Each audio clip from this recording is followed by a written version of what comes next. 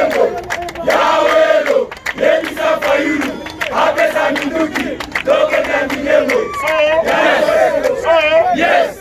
Message na bino ndenge bolobi boye boye bake minga koloba ete message o pesi mbala moko na kumema yango inde na Faden House epa ya mokonzi.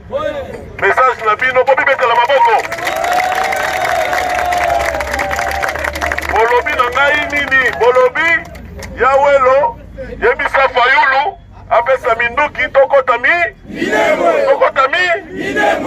Peuple congolais na sepeli. Na sepeli na moni ke bokomi politiquement majeur. Na sepeli que peuple congolais o bakanisa za ignorant ayebi makambo zoleka. Na sepeli po balobaka biso na Kinshasa tolala kimia tofandi na este kuna bato baza okufa tozala susi na bango te.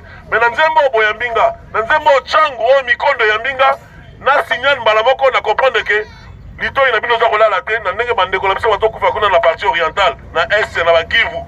Lelo Minembo boyoki Minembo wana Yawonga la télé yango teni lelo.